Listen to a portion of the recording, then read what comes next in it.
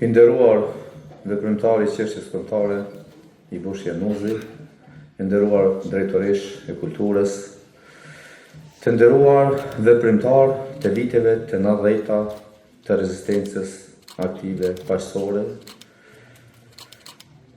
i nderuar profesor Ferhat Muli, kryetari i shoqërisë kulturore artistike Hasan Prishtina, i nderuar drejtor Milazim Hyseni, të nderuar të gjithë ju solist, të dashur qytetarë të Vushtrisë, mirë se keni ardhur në këtë ngjarje shumë të rëndësishme që na kujton periudhën më të vështirë, më sfiduese të kombit tonë, por që na kujton edhe periudhën më të lavdishme të rezistencës së asaj kohe, ku përfundimisht i ndam rrugët me sistemin okupues serb dhe ndërtuam institucionet tona të pavarura, të gjitha këtu ishin të udhëhequra në atë kohë nga lideri shpirtëror i shqiptarëve, jo vetëm të Kosovës, por mund të them në Ballkan, presidentit historik Dr. Ibrahim Rugova.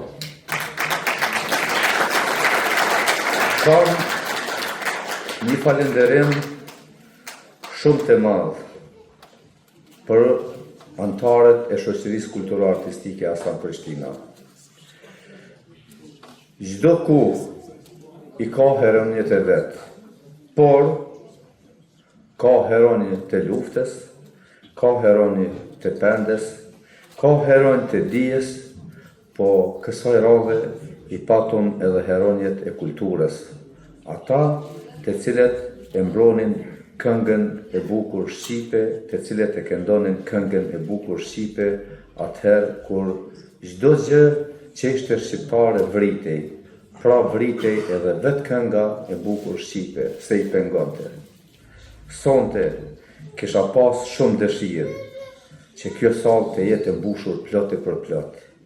Jo për të më dëgjuar mua se çfarë do të flas për ju, por për të kuptuar se jo çdo herë ka qenë kështu.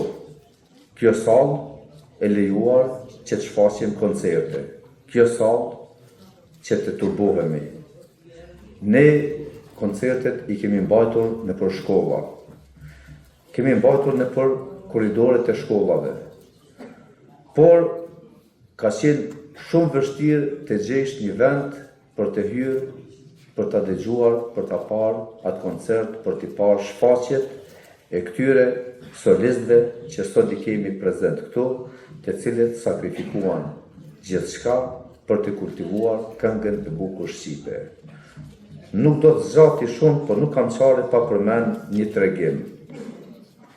I thot Krajli i Malit Zi, generalit, thot vriti malsoret, ata kryen grec se do të me i zhduk të gjithë.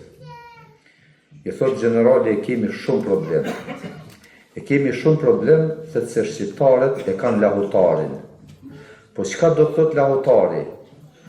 Thet ata të cilët i vrasin, thet shqiptarët ju thurin këngë lavdije, e këngët janë frymëzim edhe për të tjerët dhe sa do që vrasim do të lindin prapë.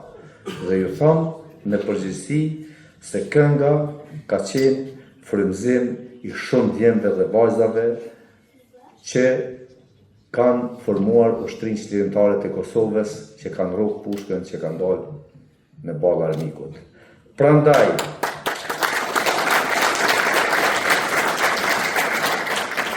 Prandaj, vargjet e këngëve tona janë më tepër se këngë, janë më tepër se rim, janë më tepër se melodi. Kanë qenë dhe do të mbeten frymëzim i gjeneratave të reja.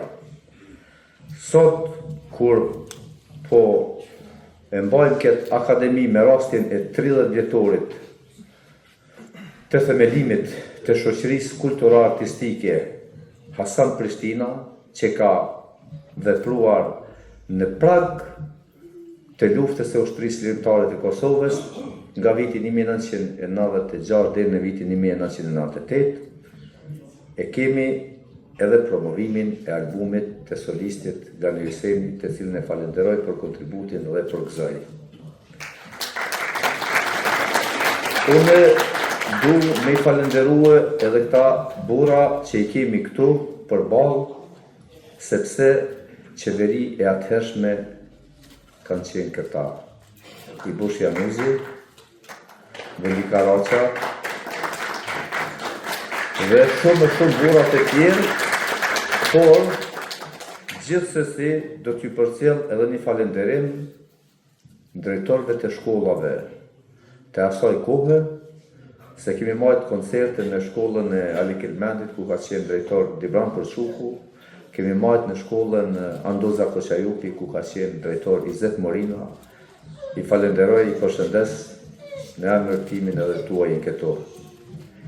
Duke ju falenderu juve që keni gjetë kohë me qenë prezent, edhe me u kthy në kohë, me shpas nostalgji për një periudhë që ishte e vështirë, por ishte e lavdërshme, sepse ishte rrugtimi i jonë për liri dhe pavarësi.